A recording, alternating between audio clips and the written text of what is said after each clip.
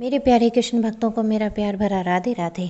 आज हम श्रीमद् भागवत के प्रथम स्कंद के 15वें अध्याय में प्रवेश करेंगे, जिसमें श्री कृष्ण के विरह से व्यथित होकर पांडवों का परीक्षित को राज्य देकर स्वर्ग सिधारना बताया गया है।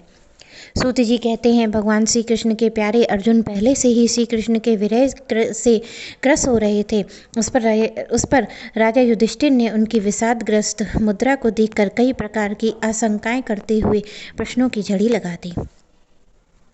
शोक से अर्जुन का मुख हृदय कमल सूख गया था। वे भगवान श्री कृष्ण के ध्यान में ऐसे डूब रहे थे कि बड़े भाई के प्रश्न का उत्तर ना दे सके।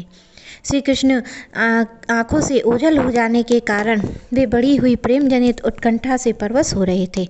रथ हाँकने, टहलने आदि के समय भगवान ने उनके साथ जो मित्रता और प्रेम पूर्वक व्यवहार किए थे, उनकी याद आ रही थी। बड़े कष्ट से उन्होंने शोक के वेग को रोका और अपने बड़े भाई महाराज युधिष्ठिर से कहा। अर्जुन बोले, महाराज, मेरे ममेरे भाई श्री कृष्ण ने अत्यंत घनिष्ठ मित्र का रूप धारण करके मुझे ठग लिया है। मेरे जिस पराक्रम से देवता भी आश्चर्य में पड़ जाते थे, उसे श्री कृष्ण ने मुझसे छीन लिया है। उनके आश्रय से द्रौपदी स्वयंवर में राजा द्रुपद के घर आए हुए राजाओं का तेज मैंने हरण कर लिया। धनुष मार चढ़ाकर मत्स्वेद किया और इससे द्रौपदी को प्राप्त किया था। उनकी सानिध्य मात्र से मैंने समस्त देवताओं के साथ इंद्र को अपने बल से जीतकर अग्निदेव को उनकी तृप्ति के लिए खांडव वन दान कर दिया था। 10,000 हाथियों की शक्ति से संपन्न आपके छोटे भाई भीमसेन ने उनकी शक्ति से राजाओं के सिर पर पैर रखने वाले अभिमानी जरासंध का वध किया था। तदंतर उन्हीं भगवान ने बहुत से राजाओं को मुक्त कर दिया, जिनको जरासंध ने महाभैरव यज्ञ में बलि देने के लिए बंदी बना रखा था। महारानी द्रौपदी राजसूय यज्ञ के महान अभिषेक से पवित्र हुए अपने सुंदर केशों को, जिन्हें दुष्टों ने भरी सभा में छूने का साहस किया था, बिखेर कर तथा आंख में आंसू भरकर जब श्री कृष्ण के चरणों में गिर पड़ी, तब भगवान ने उन दुष्टों से उनकी रक्षा की। वनवास के समय जब हमारे बैरी दुर्योधन ने षड्यंत्र से 10,000 शिष्यों को साथ बिठाकर भोजन करने वाले महर्षि दुर्वासा ने हमें दुस्तर संकट में डाल दिया, उस समय उन्होंने द्रौपदी के पात्र में बची हुई शाक की एक पत्ती का भोग लगाकर हमारी रक्षा की।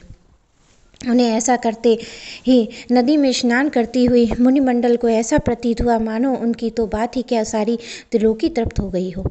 उनके प्रताप से मैंने युद्ध में पार्वती सहित भगवान शंकर को आश्चर्य में डाल दिया और उन्होंने मुझको पाशुपात नामक अस्त्र दिया। उनकी कृपा से मैंने इस शरीर से स्वर्ग में गया और देवराज इंद्र की सभा में मैंने आधे आसन पर बैठने का सम्मान प्राप्त किया। महाराज, कौरवों की सेना भीष्म, द्रोण आदि अजय महामत्स्यों से पूर्ण अपार समुद्र के समान दुस्तर थी, परंतु उनका आश्रय ग्रहण करके अकेला ही रथ पर सवार होकर मैं उससे पार कर गया। द्रोणाचार्य, भीष्म, कर्ण, सुशर्मा, शल्य, जयद्रथ आदि वीरों ने मुझ पर कभी ना चूकने वाले अस्त्र चलाए, किंतु उनकी कृपा से उनके अस्त्र मुझे छू तक नहीं सके। महाराज, जिस समय मेरे घोड़े थक गए, मैं रथ से उतरकर पृथ्वी पर खड़ा हो गया, उस समय बड़े बड़े महारथी शत्रु मुझ पर प्रहार न कर सके, क्योंकि श्री कृष्ण के प्रभाव से उनकी बुद्धि मंद हो गई थी। महाराज, माधव के मुख से वह निकले हुए विनोद भरे वचन, उनका मुझे पार्थ, सखा, कुरुनंदन आदि कहकर पुकारना मुझे याद आने पर मेरे हृदय में उथल पुथल मचा देता है। किसी दिन व्यंग्य से मैं कह बैठता कि मित्र, तुम तो बड़े सत्यवादी हो। उस पर भी वह महापुरुष जैसे मित्र अपने मित्र का, पिता अपने पुत्र का अपराध सह लेता है, उसी प्रकार मुझ दुर्बुद्धि के अपराधों को सह लिया करते थे। भगवान की पत्नियों को द्वारका में मैं अपने साथ ला रहा था, परंतु मार्ग में दुष्ट गोपों ने मुझे अबला की भांति हरा दिया। मैं उनकी रक्षा नहीं कर सका। वही मेरा गांडीव धनुष है, वे ही बाण थे, वे ही रथ और वही मैं रथी अर्जुन हूँ, जिसके सामने बड़े बड़े राजा लोग सिर झुकाया करते थे। श्री कृष्ण के बिना ये सब एक क्षण में ही सार शून्य हो गए हैं। राजन, आपने द्वारकावासी जिनके सुहृद संबंधियों की बात पूछी, वे ब्राह्मणों के साप के वश में मोहग्रस्त हो गए और वाणुनी मदिरा का पान करके वे आपस में ही लड़ कर मर गए। उनमें से केवल 4-5 ही बचे हैं।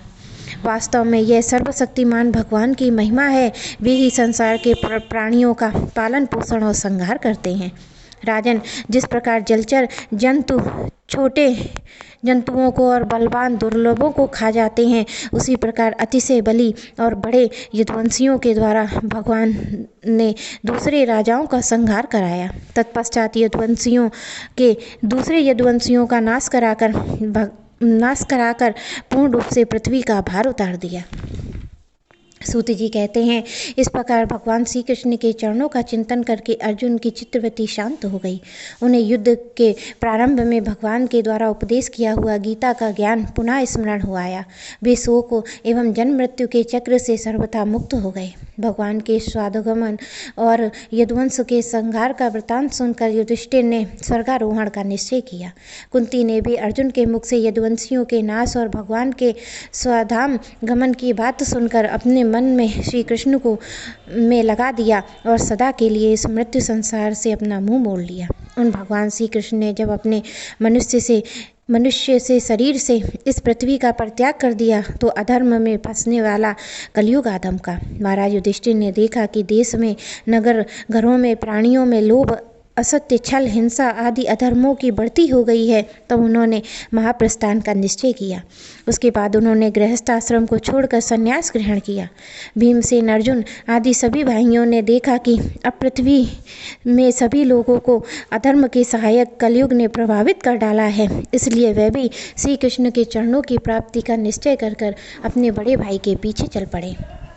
संयमी एवं श्री कृष्ण के प्रेम बस में मुग्ध विदुर जी ने भी अपना शरीर प्रभास क्षेत्र में परित्याग कर दिया। द्रौपदी ने देखा कि पांडव लोग निरपेक्ष हो गए हैं, वे भी श्री कृष्ण भगवान का चिंतन करके उन्हें प्राप्त हो गईं। भगवान के प्यारे भक्त पांडवों के महाप्रयाण की इस परम पवित्र मंगलमयी कथा को जो पुरुष श्रद्धा से सुनता है, वह निश्चय ही भगवान की भक्ति और मोक्ष प्राप्त करता है। मेरे प्यारे कृष्ण भक्तों को मेरा प्यार भरा राधे राधे।